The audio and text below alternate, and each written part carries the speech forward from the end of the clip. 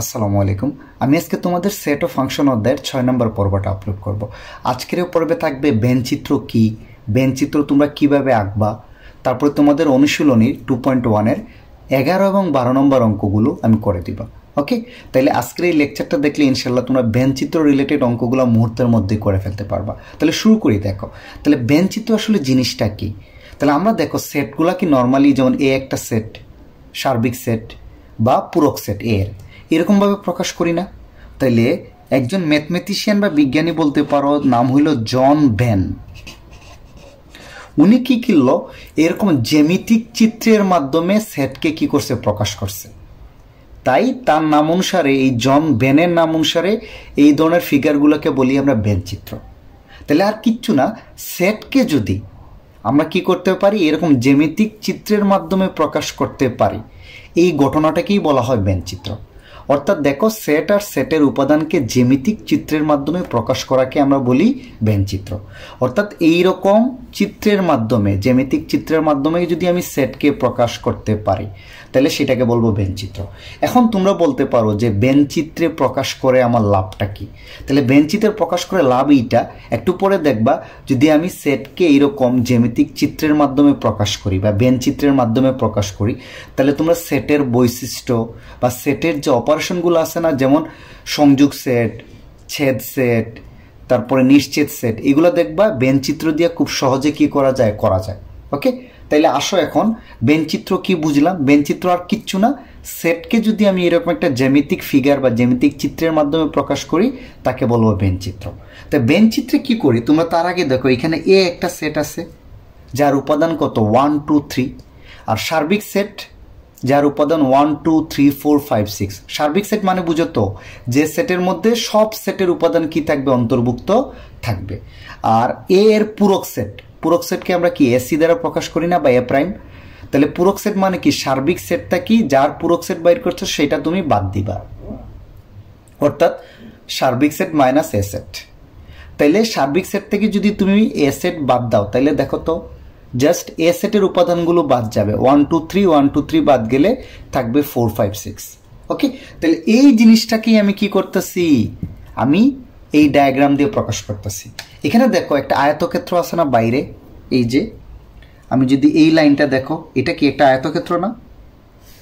ওকে, তাহলে বেনচিত্রে আয়তক্ষেত্র দ্বারা আমি সার্বিক সেট ইউকে প্রকাশ করি।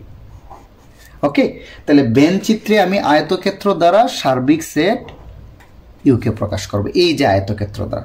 এই ফুল আয়তক্ষেত্র মানেই হলো সার্বিক সেট ইউ।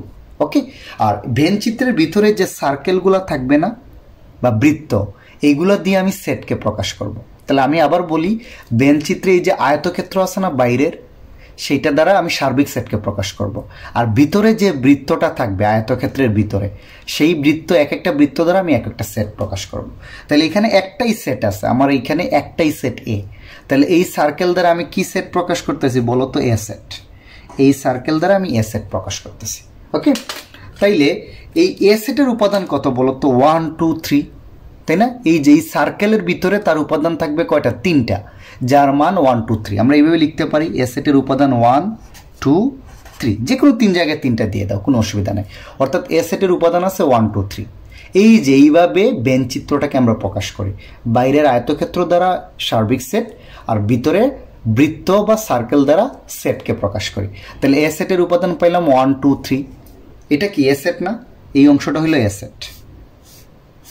আচ্ছা, এখন তোমরাই আমাকে বলো তো ভাই, এই যে বাইরের যে জায়গাটা আছে, মানে এই সার্কেল বাদে, এই সার্কেলটা হলো এ সেটের অংশ, এই ফুল সার্কেলটা। আর এই সার্কেল বাদে এই যে আমি দাগ দিলাম বাইরের যে অংশটা, সেটা কি বলতো, এ সেট বাদে সার্বিক সেটের বাকি অংশ না। এই সার্কেল বাদে বাকি যে জায়গাটা, সেটা কি আমরা বাংলায় বলতে পারি না, এ সেট বাদে সার্বিক সেটের বাকি অংশ, বা এটাকে আমরা এইভাবে বলতে পারি না, পূরক সেট। এর পূরক সেট, এর পূরক সেট মানেই তো কি, সার্বিক সেট থেকে এ সেট বাদ দিবে, অর্থাৎ এ সেট বাদে সার্বিক সেটের বাকি অংশ।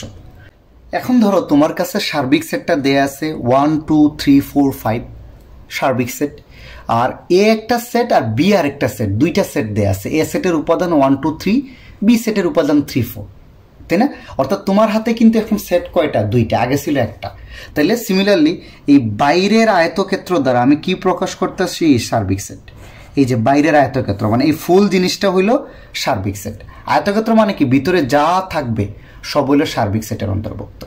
আর একটা সার্কেলকে আমি এ সেট প্রকাশ করতেছি, আরেকটা সার্কেলকে দিয়ে বি সেট। অর্থাৎ এই প্রথম সার্কেলকে আমি ধরলাম এ সেট, আর এই দ্বিতীয় সার্কেলকে আমি কি ধরলাম? B set.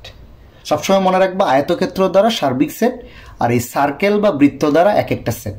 তাহলে এই সার্কেলটা দ্বারা এ সেট, আর এই সার্কেলটা দ্বারা কি? B set.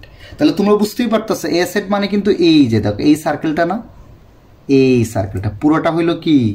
এ সেট। ওকে, আর এই বাকি বি সার্কেলটা হলো পুরোটা, এই সার্কেলটা হলো গিয়া বি সেট পুরোটা। একটু বুঝছি। এখন তোমরা এখানে একটা জিনিস দেখো তো, এ সেটের উপাদান দেখো তো 1 2 3, আর বি সেটের উপাদান কত? 3 আর 4। তাহলে এই দুইটা সেটের মধ্যে কমন কোন জিনিসটা আছে ভাই বলো তো? 3 না? এ সেট এবং বি সেটের উপাদানটা দেখো তো 1 2 3 আর 3 4, একটা উপাদান কমন না? 3। অর্থাৎ এ আর বি এর মধ্যে একটাই উপাদান কমন, যেটা দুইটা সেটের মধ্যেই আছে, সেটা হইল 3। তাহলে তোমরা এই দুইটা সার্কেল দেখো তো, এই অংশটা কি ওভারল্যাপিং করছে না? এই অংশটা, এই অংশটা কি করছে? ওভারল্যাপিং না? দেখো তো, মানে এই অংশটা, এই মাঝখানের এই অংশটা এ সেটের মধ্যেও আছে, বি সেটের মধ্যেও আছে, তাই না? এই অংশটা চিন্তা করো তো, এই যে এই অংশটা আমি দাগ দিলাম, এই অংশটা কি এ সেটের মধ্যেও আছে, বি সেটের মধ্যেও আছে। অর্থাৎ এই অংশে বুঝাবে এমন অংশ বা এমন উপাদান যেটা এ সেটের মধ্যেও আছে, বি সেটের মধ্যেও আছে। তাহলে আমার এখানে দেখতেছি 3 উপাদানটা এ সেটের মধ্যেও আছে, বি সেটের মধ্যেও আছে। তাহলে এখানে আমি শুধু কত লিখবো? 3 লিখবো। একটু বুঝছো, এখানে কত থাকবে? শুধু 3। আমি কেউ জাস্ট এখানে উপরে লিখে দিচ্ছি, এটা লিখবা এখানে, এটা হলো 3। একটু বুঝছি। তাইলে একটা জিনিস দেখো, এটা তো হইলো 3। তাহলে এই অংশটা কতটুক হবে? এই অংশটা, এই ওভারল্যাপিং অংশ বাদে এর বাকি অংশটা, ওভারল্যাপিং অংশটা বাদে এর বাকি অংশ, মানে এটা হলো শুধু এর অংশ, বা এর অংশ কিন্তু বি এর কোনো উপাদান এর মধ্যে থাকতে পারবে না, মানে শুধু এর অংশ। তাহলে কি 3 বাদে? 3 তো অলরেডি এখানে ওভারল্যাপিং এ ঢুকে গেছে, তাহলে এখানে কত থাকবে বলো তো উপাদান? 1 আর কত থাকবে? 2। তাহলে এ সেটের উপাদান 2টা থাকবে, 1 আর 2, শুধু এ সেটের উপাদান, শুধু এ সেট, যে দুইটা উপাদান শুধু এ সেটের মধ্যে আছে 1 আর 2। আর এই 3ও কিন্তু এ সেটের উপাদান, বা 3 কি আছে? বি এর মধ্যেও আছে। তাহলে এই অংশ দ্বারা বুঝাবে যেটা এ এর মধ্যেও আছে, বি এর মধ্যেও আছে। আর এই বাইরের অংশ দ্বারা বুঝাবে শুধু এ সেটের মধ্যে আছে, বি সেটের মধ্যে নাই। একটু বুঝছি। এখন আসো এই অংশ দ্বারা কি বুঝাবে বলো তো? শুধু বি সেটের মধ্যে আছে। তাহলে এই 3 কিন্তু এ আর বি দুইটাই আছে, তাহলে শুধু বি সেটের মধ্যে আছে একটা উপাদান, সেটা কত? 4। একটু বুঝছি। আচ্ছা, এইখানে আরেকটা জিনিস দেখো, আমার এখানে উপাদান এ সেটে আসলো আর বি সেট মিলাই উপাদান কত হইলো? 1 2 3 4। বাট সার্বিক সেটে কিন্তু একটা উপাদান বেশি আছে, 5। দেখো তো, তাহলে 1 2 3 4 যদি এখানে থাকে, তাহলে 5টা অবশ্যই এই দুইটা সেটের বাইরের উপাদান, মানে সার্বিক সেটের অংশ এখানে দেখায় দিতে হবে। ওকে, তাহলে আবার একটু গো থ্রু করি। যদি দুইটা সেট থাকে, তাহলে মাঝখানের অংশ দ্বারা বোঝাচ্ছে ওই উপাদানগুলো যেটা এ সেটের মধ্যেও আছে, বি সেটের মধ্যেও আছে। আর এই কমন উপাদান বাদে এই অংশটা, এটা দিয়ে বোঝাচ্ছে শুধু এ সেটের মধ্যে যে উপাদান আছে, কিন্তু বি সেটের মধ্যে থাকতে পারবে না, শুধু এ সেটের মধ্যে। আর এই অংশ দ্বারা বোঝাচ্ছে শুধু বি সেটের মধ্যে যে উপাদান আছে। ডান। আর যদি সার্বিক সেটে এক্সট্রা কোনো উপাদান থাকে, যেটা এ সেটেও নাই, বি সেটেও নাই, সেটা কিন্তু আয়তক্ষেত্রের মধ্যে দেখায় দিতে হবে। কারণ এটা হচ্ছে, এই 5টা হচ্ছে এ আর বি দুইটাতেই নাই এমন উপাদান। ওকে, এখন আসো তোমাকে যদি আমি একটা এক্সাম্পল দিই, জিনিসটা আরো ক্লিয়ার হয়ে যাবে। এখন এইখানে দেখো তো কি বলা আছে। এখানে বলা আছে 100 জন শিক্ষার্থীর মধ্যে বাংলায় পাশ করে 60 জন। অর্থাৎ তোমার কাছে টোটাল শিক্ষার্থী আছে 100 জন। তারা একটা পরীক্ষা দিছে বাংলা আর ইংরেজির উপর, বাংলা আর গণিতের উপর। 100 জন শিক্ষার্থী বাংলা আর গণিতের উপর পরীক্ষা দিছে। পরীক্ষা দিয়ে শুধু মানে বাংলায় পাশ করছে 60 জন, আর গণিতে পাশ করে কয়জন? 50 জন। বাংলায় 60, গণিতে 50। আর উভয় বিষয়ে পাশ করে কতজন? 15 জন। তাহলে একটু বুঝছো তো, 100 জন পরীক্ষা দিছে, পরীক্ষা দিয়ে বাংলায় পাশ করছে 60 জন, গণিতে পাশ করছে 50 জন, আর 2 বিষয়ে পাশ করছে 15 জন। আর 5 জন শিক্ষার্থী কোনো বিষয়ে পাশ করে নাই, মানে ফেল করছে। 5 জন শিক্ষার্থী কি হয়েছে, উভয় বিষয়ে কোনো বিষয়ে পাস না করা মানে কি উভয় বিষয়ে ফেল করছে। তাহলে এইটাকে যদি আমি এখন এই বেন চিত্রে প্রকাশ করি, ওকে, তাহলে বেন চিত্রে এই যে আয়তক্ষেত্র দ্বারা আমরা কি প্রকাশ করি, সার্বিক সেট ইউ।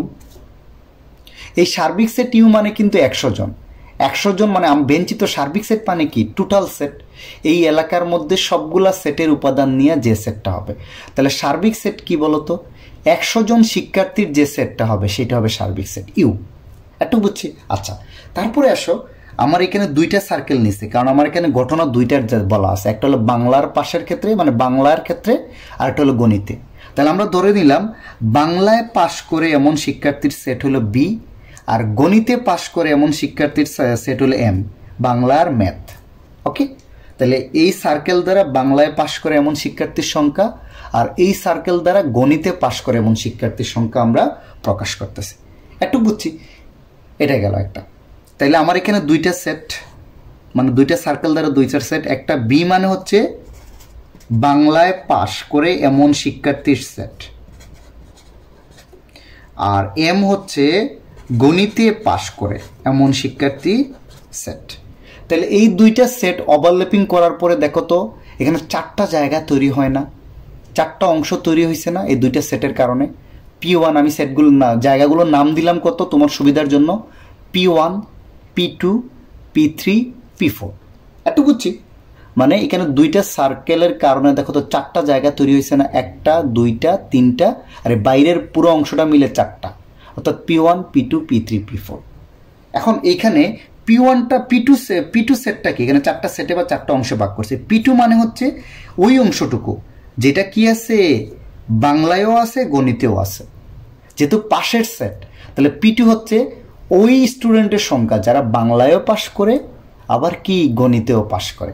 তাহলে P2 এর মানটা কত বলো তো, 15 না, উভয় বিষয়ে পাশ, এই মাঝখানের অংশ না, যারা বাংলায়ও পাশ করছে গণিতেও পাশ করছে। তাহলে P2 এর সমান আমরা কত বসায় দিতে পারি, 15, বা P2 এর জায়গায় আমরা কত P2 সমান কত বসাইতে পারি, বা বলতে পারো যারা বাংলায়ও পাশ করে গণিতেও পাশ করে বা উভয় বিষয়ে পাশ করে তাদের সেট P2, এবং তার উপাদান সংখ্যা কত বলতো 15। একটু বুঝছি, তার উপাদান সংখ্যা হলো 15, এই P2 এর মানটা হলো 15। তাহলে এই 15 কিন্তু বাংলায়ও আছে গণিতেও আছে, মানে 2 দাগে, মানে এই 15 জন হলো ভালো স্টুডেন্ট যারা বাংলায়ও পাশ করছে গণিতেও পাশ করছে। এখন আসো, বলছে বাংলায় পাশ করে 60 জন, বাংলায় পাশ মানে কিন্তু এই পুরাটা, এই পুরা সার্কেলটা, তাই না? বাট P2 এর মান কিন্তু 15, এই 15 কিন্তু এই 60 জনের মধ্যে ইনক্লুডেড। এই 15 জন কি বাংলায়ও পাশ করে গণিতেও পাশ করে, তাহলে এই 15 জন কিন্তু এই 60 জনের মধ্যে ইনক্লুডেড। তাহলে শুধু বাংলায় পাশ করে কয়জন বলো তো ভাই, শুধু বাংলায় পাশ করে, এটা P1 না, শুধু বাংলায় পাশ করে এই অংশ না, দেখো তো এই অংশ না, P1 না। তাহলে শুধু বাংলায় পাশ করে কত, P1 এমন সংখ্যার সেট, আর যার উপাদান সংখ্যা হবে কত, এই টোটালটা থেকে কিন্তু উভয় বিষয়ের 5টা বাদ দিতে হবে, 60 - 15 সমান কত, 45। ওকে, তাহলে আমি এত ডিটেলসে এখন না যাই, অঙ্ক গেলে আরো ভালো বুঝবা। এই P2টা হচ্ছে উভয় বিষয়ে পাশের জিনিস, কত 15, আর P1টা হচ্ছে শুধু বাংলায় পাস। P1 মানে কিন্তু এই উভয় অংশ বাদে, P2 বাদে এই অংশটা শুধু, তাই না? P1টা হচ্ছে শুধু বাংলায় পাস। তাহলে বাংলায় টোটাল পাস করছে 60 জন, আর উভয় বিষয়ে পাস করছে 15, মানে এখানের মধ্যে বাংলায় 15 জন পাস করছে।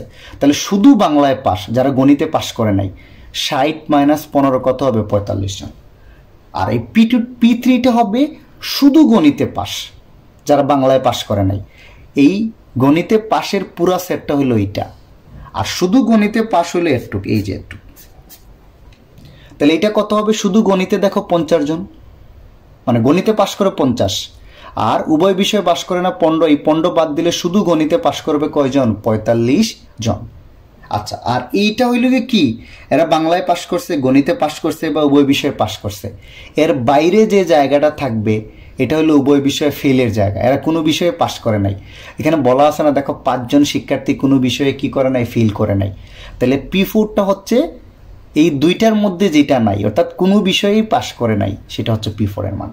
ওকে, তাহলে বেন চিত্র জিনিসটা, এই ফিগারটা আরেকটু বুঝো, আরেকটু বলি। এটা হচ্ছে দেখো, আমি বাংলায় পাশের সেট আর গণিতে পাশের সেট, তাহলে 4টা জায়গা পাইলাম না, P1, P2, P3, P4। এই P2টা হইল উভয় বিষয়ে পাস, আর এই P1টা হচ্ছে শুধু বাংলায় পাস, আর এই P3টা হচ্ছে শুধু গণিতে পাস, আর এই P4টা হচ্ছে কত উভয় বিষয়ে ফেল। এই চারটা জিনিস মনে রাখবো, আমি এখানে একটু লিখে দিচ্ছি। P2টা হচ্ছে কি উভয় বিষয়ে পাস, P1টা হচ্ছে শুধু বাংলায় পাস,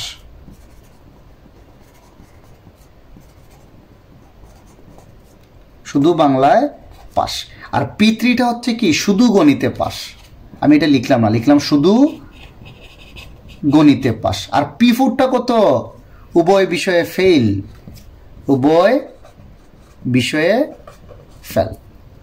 একটু বুঝছি তাইলে এটা এই অঙ্কগুলো করার সময় এখন একটা শর্টকাট ট্রিক্স বলে দেই।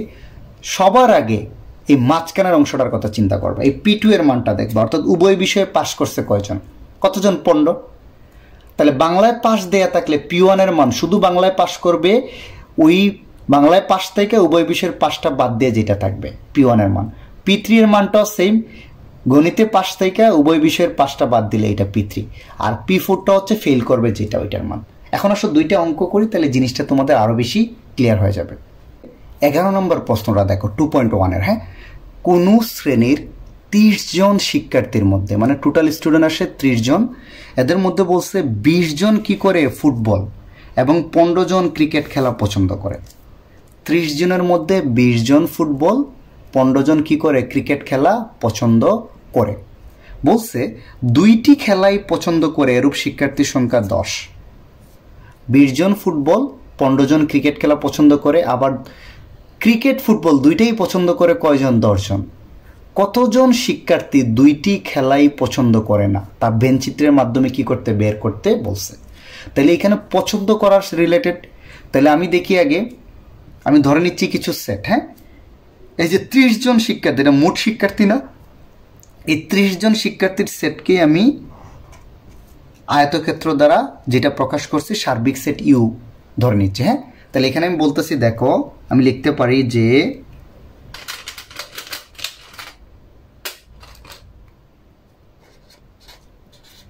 ত্রিশ জন শিক্ষার্থীর সেট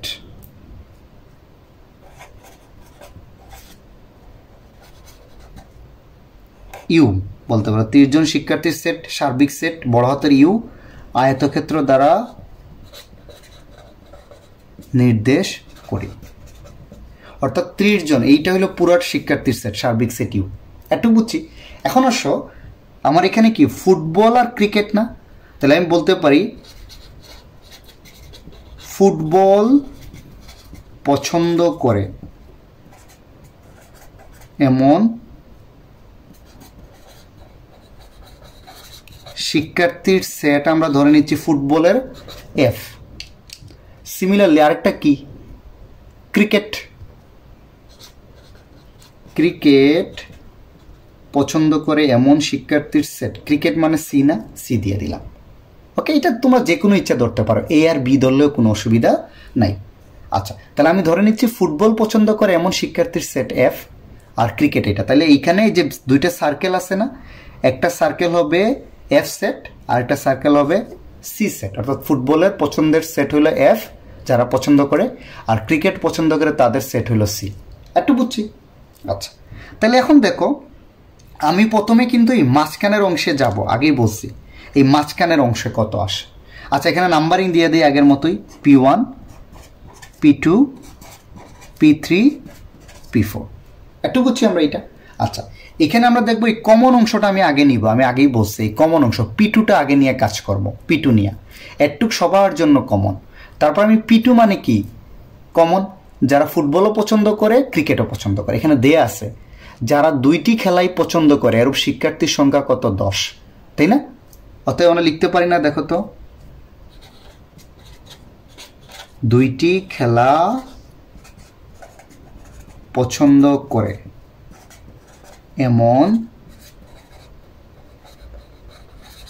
এমন শিক্ষার্থীর সেট P2 না, এটাকে সেট হিসাবে প্রকাশ করবা P2, যার উপাদান সংখ্যা কত বলতো? যার উপাদান সংখ্যা 10, ওই যে দুইটা খেলাই পছন্দ করে এমন শিক্ষার্থীর সংখ্যা 10, অর্থাৎ P2 সেটের উপাদান সংখ্যা হচ্ছে 10। বুঝছো? এই 10। তাইলে এই P1 মানে কি? শুধু ফুটবল পছন্দ করে, শুধু ফুটবল পছন্দ করে এরূপ শিক্ষার্থীর সেট হলো P1। ওকে, তাহলে আমরা এখানে লিখতে পারি এটার পরে এখানে যে শুধু ফুটবল পছন্দ করে এরূপ শিক্ষার্থীর সেট P1 এটা, যার উপাদান কত হবে বলো তো? আমাকে বইলা দিছে শুধু ফুটবল পছন্দ করে টোটাল কয়জন? 20 জন। এই 20 জনের মধ্যে কিন্তু এই যে উভয় পছন্দ করে না 10 জন, 10 জনও কিন্তু ইনক্লুডেড। এই যে দেখো শুধু ফুটবল পছন্দ করে F কিন্তু এই পুরাটা, এই F এর মধ্যে কিন্তু P2 অন্তর্ভুক্ত। তাহলে শুধু ফুটবল পছন্দ করে সেটা থেকে তোমাকে কি উভয়টা বাদ দিতে হবে, অর্থাৎ 20 জন থেকে উভয় খেলা পছন্দ করে এটা তোমার কি করতে হবে? বাদ দিতে হবে। তাইলেই পেয়ে যাবো শুধু ফুটবল পছন্দ করে। এই 20 জনের মধ্যে ফুটবল পছন্দ করে না, 10 জন হইলে কি ক্রিকেটও পছন্দ করে। তাহলে শুধু ফুটবল পছন্দ করে 20 - 10 সমান কত জন? 10 জন। একটু বুঝছি। সিমিলারলি এখন বলো শুধু ক্রিকেট পছন্দ করে। আমারে বলছে ক্রিকেট শুধু মানে ক্রিকেট পছন্দ করে 15 জন। এই 15 জনের মধ্যে 10 জন আবার কি ফুটবলও পছন্দ করে। তাহলে শুধু ক্রিকেট পছন্দ করে এরূপ সেট হইল P3, যার উপাদান সংখ্যা হবে 15। এই কমনটা বাদ দিতে হবে, -10 সমান 5 জন। একটু বুঝছো? এখান থেকে আমরা লিখতে পারি যে শুধু ক্রিকেট পছন্দ করে এরূপ শিক্ষার্থীর সেট P3, যার উপাদান সংখ্যা কত হবে বলতো? 15 থেকে 10 বিয়োগ যাবে, সমান কয়জন? 5 জন। একটু বুঝছো না বুঝো নাই? আচ্ছা, তাহলে আমি আবার একটু গো থ্রু করি। এই P2টা হবে, এই P2র সেটটা হচ্ছে যারা ফুটবলও পছন্দ করে ক্রিকেটও পছন্দ করে। এটা দেয়া আছে 10 জন, মানে যার উপাদান সংখ্যা হলো 10। আর এই P1টা হচ্ছে শুধু ফুটবল পছন্দ করে যারা। শুধু ফুটবল পছন্দ করলে সবসময় মনে রাখবে এই কমন জিনিসটা বাদ দিয়ে দিবা। P1 সেট যার উপাদান সংখ্যা হবে টোটাল ফুটবল পছন্দ থেকে এই কমন জিনিস বাদ দিয়ে দিবা। সিমিলারলি শুধু ক্রিকেট পছন্দ করে টোটাল ক্রিকেট পছন্দকারী থেকে এই কমন জিনিস বাদ দিয়ে দিলেই পেয়ে যাবা।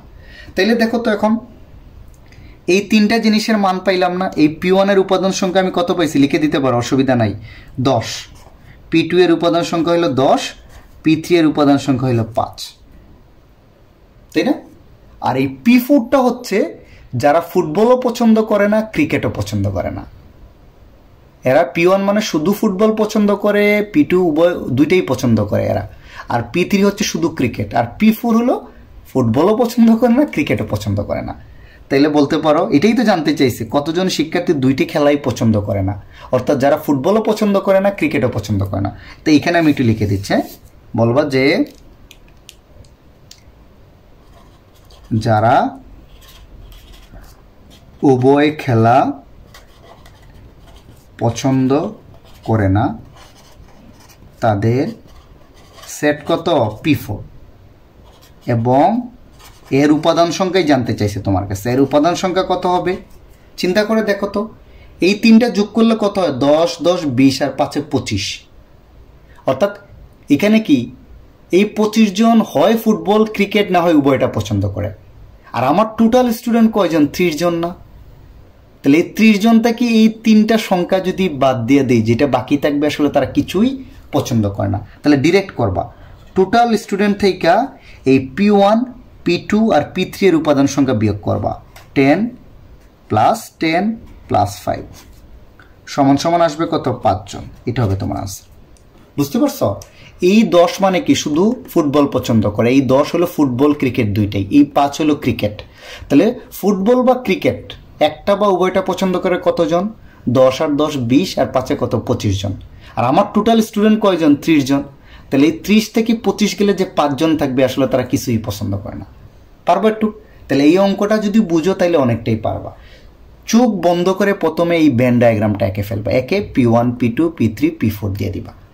P2টা মান সবার আগে বসাবা, উভয় খেলা পছন্দ করে। আর P1টা হচ্ছে শুধু ফুটবল। কেমনে বাইর করবা? P1 এর মান দেয়া থাকবে, দেখবা ফুটবল কত পছন্দ করে, সেখান থেকে উভয়টা বাদ দিয়ে বসাবা। সিমিলারলি এইটার ক্ষেত্রে এইটার মান থেকে এইটা বাদ দিয়ে বসাবা। আর এই তিনটার মানের যোগফল যদি তুমি সার্বিক সেট থেকে বিয়োগ করো তাহলে P4 এর মানটা পেয়ে যাবা। ওকে, চলো পরের অঙ্কে যাই। এখন তোমাদের বইয়ের 12 নম্বর অঙ্কটা দেখো তো। 100 জন শিক্ষার্থীর মধ্যে কোনো পরীক্ষায় 65 জন শিক্ষার্থী বাংলায়, 48 জন শিক্ষার্থী বাংলায় এবং ইংরেজি উভয় বিষয়ে কি করে পাশ করে। 65 জন বাংলায় পাশ করে, 48 হলে বাংলা ইংলিশ দুইটাই পাশ করে, এবং 15 শিক্ষার্থী উভয় বিষয়ে কি করছে, ফেল মারছে। ওকে, এখন প্রথম প্রশ্নটা দেখো, সংক্ষিপ্ত বিবরণ সহ উপরের তথ্যগুলো কোথায় দেখাইতে বলছে, বেনচিত্রে। ওকে, তাহলে এখানে দেখো টোটাল স্টুডেন্ট কয়জন, 100 জন না? 100 জনের সেটটা হবে তোমার সার্বিক সেট ইউ। ওকে, আর তোমার এখানে পরীক্ষা দিছে কোন কোন বিষয়ে, বাংলা এবং ইংরেজি। বাংলায় পাশের সেট ধরলাম কত, বি এটা, আর ইংলিশে পাশের সেটটাকে আমি ধরলাম ই এটা। একটু বুঝছি। আর এই জিনিসটাকে ভাগ করছি কেমনে, আগের মতো এই P1 P2 P3 আর P4 একটু দেখাইলেই হবে। তোমার ক নাম্বার চিত্রে যদি বলে সংক্ষিপ্ত বিবরণ সব বেন চিত্রে দেখাও, বর্ণনা কি লিখবে আমি একটু বলে দিচ্ছি। বলবা যে চিত্রটা তো বুঝছো, বাংলায় পাশ করে এমন শিক্ষার্থীর সেট হলো এটা, এই সার্কেল দ্বারা। ইংরেজিতে পাশ করে এই সার্কেল দ্বারা। আর এখানে 4টা অংশে ভাগ হয়েছে না, দেখো তো, P1 P2 P3 P4 এই দুইটা সার্কেলের কারণে তোমার এই সার্বিক সেট বা আয়তক্ষেত্র। ওকে, তাহলে বলতে পারি না 100 জন, তোমার টোটাল শিক্ষার্থী 100 জন, টোটাল শিক্ষার্থী সবসময় সার্বিক সেট। 100 জন শিক্ষার্থীর সেট ইউ, যা এই আয়তক্ষেত্র দ্বারা কি করা হয়েছে, নির্দেশ করা হয়েছে।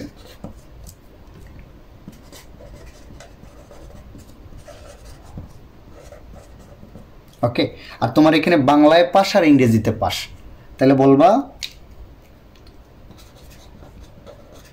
বাংলায় পাস করে এমন শিক্ষার্থীর সেট কত, বি, এবং ইংরেজিতে পাস করে এমন শিক্ষার্থীর সেট কত, ই। ওকে, এটা গেল। তাহলে বলবা এই বি আর ই সেট এখানে কয়টা ভাগে ভাগ হইছে, 4টা ভাগে না? বলবা যে বি ও ই সেট যথাক্রমে P1 P2 P3 ও P4 অংশে কি হয়, বিভক্ত হয়। একটু বিবরণ দিলেই হবে। এখানে তোমাকে মানটান এত বসাইতে হবে না, মানটান আমরা পরের অঙ্কে বসাবো। তাইলে তোমাকে যদি বলে সংক্ষিপ্ত বিবরণ সহ উপরের তথ্যগুলো বেনচিত্রে দেখাও, তাহলে এই জিনিসটা একে, এটা তো সবার জন্যই আঁকতে হবে। তাহলে এই কথাগুলো, বাংলায় পাশ করার সেট বি, ইংরেজিতে পাশ করার সেট ই, আর এই টোটাল শিক্ষার্থীর সেটটা হলো আয়তক্ষেত্র সার্বিক সেট ইউ দ্বারা প্রকাশ করছে। আর এই দুইটা সেট এই আয়তক্ষেত্রকে কয়টা ভাগে ভাগ করছে, 4টা ভাগে, P1 P2 P3 P4। এখন এখানে অনেকে আমাকে প্রশ্ন করছে আগেও, 2-1 স্টুডেন্ট, যে এই যে সার্কেলগুলা আমরা সেটা কি কম্পাস দিয়ে আঁকবো কিনা। অবশ্যই কম্পাস দিয়ে আঁকবা। তোমার যদি সময় কম থাকে পরীক্ষায়, তাহলে ফ্রি হ্যান্ডে এঁকে নিও, হাত দিয়েও আঁকা যায় না হাত দিয়ে। ওকে, বাট নর্মাল স্ট্যান্ডার্ড হলে তুমি কম্পাস দিয়ে আঁকো, দেখতে সুন্দর, টিচাররাও খুশি হবে। ওকে, আর যদি মনে করো সময়ের খুবই স্বল্পতা, তাহলে হাত দিয়ে আঁকলেও সব ঠিক থাকলে টিচার ফুল মার্ক দিবে। ওকে, তাহলে এখন আসো খ নাম্বার অঙ্কে। খ নাম্বার অঙ্কে অবশ্যই এই চিত্রটা রাখবা। দেখো আমারে বলছে কি, শুধু বাংলা ও ইংরেজিতে পাশ করেছে তাদের সংখ্যা বের করতে। তাহলে আমার কিন্তু এই বেন চিত্রের হেল্পটা লাগবে। ওকে, তাইলে তোমাকে আর চিত্র আঁকতে হবে না, তোমরা বলবা কয়ের চিত্র অনুসারে। দেখো আমি খ নাম্বার প্রশ্ন আনসার করতেছি। বলবা চিত্র আঁকলেও আঁকতে পারো, অথবা বলবা ক চিত্র, ক এর চিত্র ব্যবহার করে। আমরা ক এর চিত্রটা কি করব, ব্যবহার করব। ওকে, আমরা এই যে ক নং প্রশ্নের চিত্রটা কি করব, ব্যবহার করব। একটু বুঝছো? তাহলে দেখো তো এখানে কি বলছে, চিত্রটা আগে করি। এখানে দেখো একদম সিম্পল, আগে বলছি P2 এর মানটা আমরা খুঁজব। এটা হলো বাংলায় পাস, ইংরেজিতে পাস। দেখো বাংলা আর ইংরেজি উভয় বিষয়ে পাশ করছে কয়জন?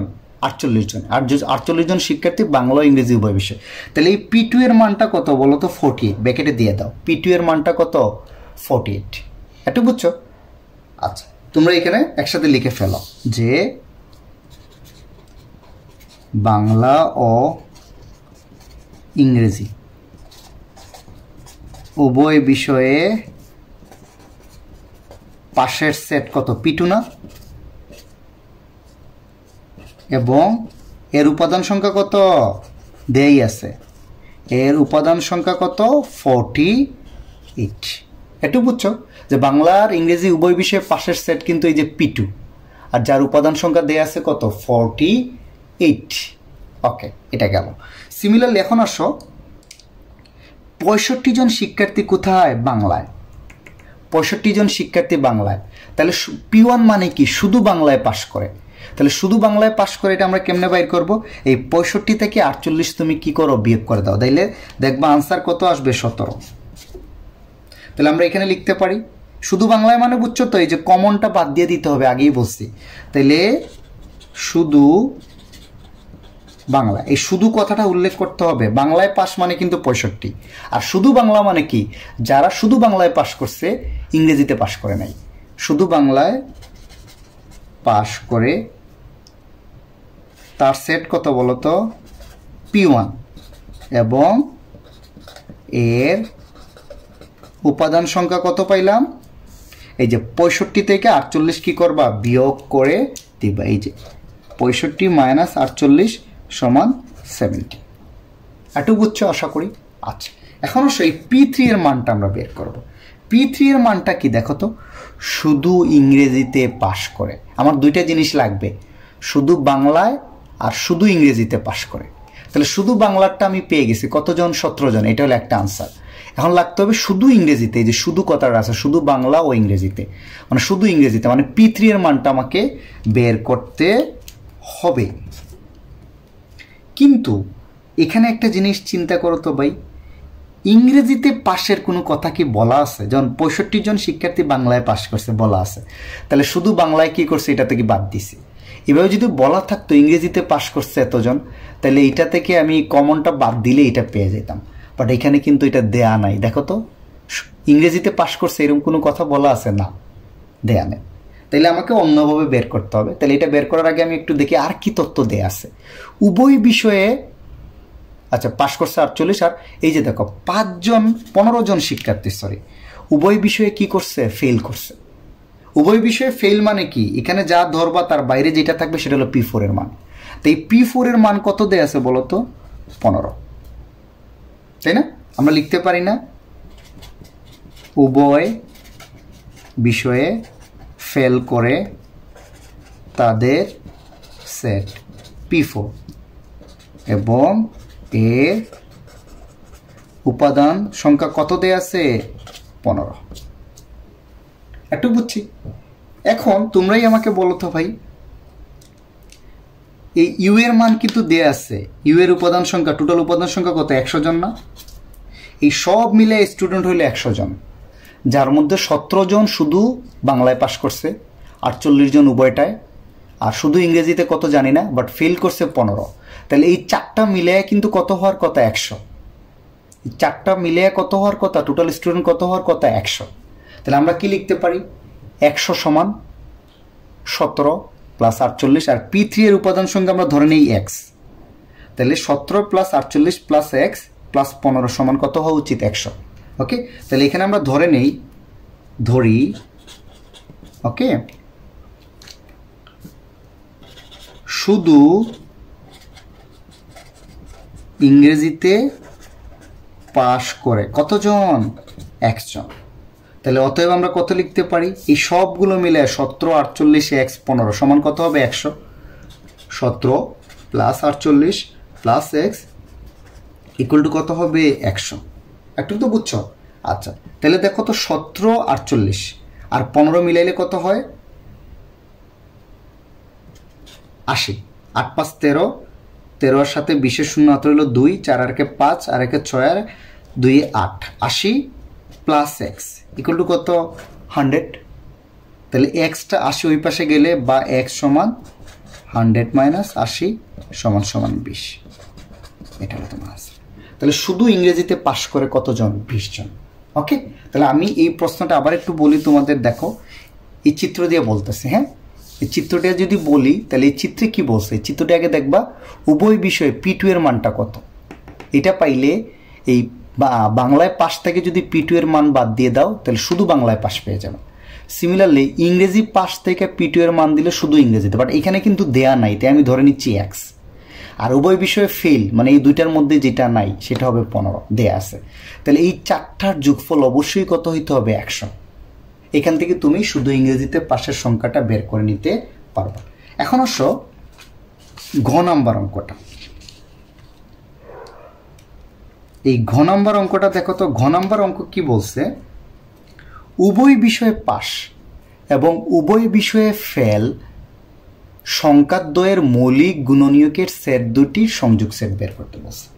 তাহলে উভয় বিষয়ে পাস আর উভয় বিষয়ে ফেল সংখ্যা কত দেয়া আছে দেখো তো। এই 48টা কি উভয় বিষয়ে পাস না? আর এই 15টা কি উভয় বিষয়ে ফেল না? তাহলে বলছে উভয় বিষয়ে পাস মানে কতজন? 48। আর উভয় বিষয়ে ফেল মানে 15। এই দুইটা সংখ্যার মৌলিক গুণনীয়কের সেটের সংযোগ সেট বের করতে বলছে। তাহলে প্রথমে এটা করি। দেখো উভয় বিষয়ে পাস 48 সংখ্যা আমরা ধরে নিচ্ছি মৌলিক গুণনীয়কের সেট কত ধরে নিচ্ছি? এ। আর উভয় বিষয়ে ফেল 15, তাই না? উভয় বিষয়ে ফেল কিন্তু সংখ্যা 15। মৌলিক গুণনীয়কের সেট আমি কত ধরে নিচ্ছি? বি। একটু বুঝছো না? বুঝো নাই? তাহলে এ আর বি এর মানটা আমরা বের করে ফেলি। এটা হচ্ছে 48-এর মৌলিক গুণনীয়কের সেট আর বিটা হচ্ছে 15-এর মৌলিক গুণনীয়কের সেট। আমাকে বলছে এই মৌলিক গুণনীয়ক সেট দুইটার অর্থাৎ এ আর বি এর সংযোগ সেট। এ সংযোগ সেট মানে বুঝছো তো, এ ইউনিয়ন বি বের করতে বলছে। তাহলে আগে এ এর মানটা বের করবা, বি এর মান, তারপরে তাদের এ ইউনিয়ন বি করে দিলেই তোমার আনসার চলে আসবে।